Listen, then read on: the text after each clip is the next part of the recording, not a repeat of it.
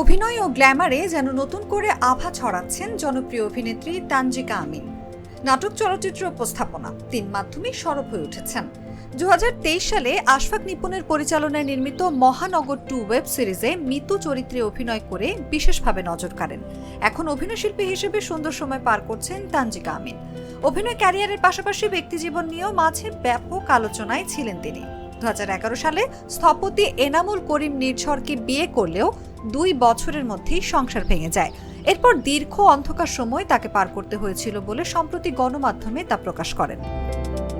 কেন ভেঙেছিল সেই সংসার, কি ছিল ত্রুটি, সেই সব প্রশ্নের জবাবে তানজিকা বলেন, দুজন ভালো মানুষ একসঙ্গে ভালো ছিলাম না।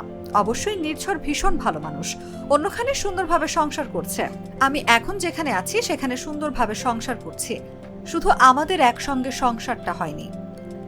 এনামুল করিম নির্ঝরের সঙ্গে বিবাহ বিচ্ছেদের পর দীর্ঘ সময় একা ছিলেন তানজিকা আমিন। 2024 সালের 6 ডিসেম্বর পারিবারিক আয়োজনে বিয়ে করেন তারা। দাম্পত্য জীবনে সুন্দর সময় পার করেছেন বলে জানিয়েছেন এই অভিনেত্রী। এদিকে আসছে ঈদুল আজহায় ছোট পর্দায় একটি নাটকে দেখা যাবে তানজিকা আমিনকে। শুটিং সেট থেকেই জানালেন, সাগর জাহানের পরিচালনায় ঈদ নাটক অবুঝ চোখ নাটকে অভিনয় করছেন তিনি। তার পাশাপাশি মাছরাঙা টেলিভিশনে রান্না বিষয়ক অনুষ্ঠানের উপস্থাপক হিসেবেও পর্দায় আসছেন এই আলোচিত অভিনেত্রী। গ্লিটারের টুইন লেমন ও অ্যান্টিব্যাকটেরিয়াল ফর্মুলা বাসনকে চকচকে জীবাণুমুক্ত করে আমাদের দেয় গ্লিটার গ্যারান্টি।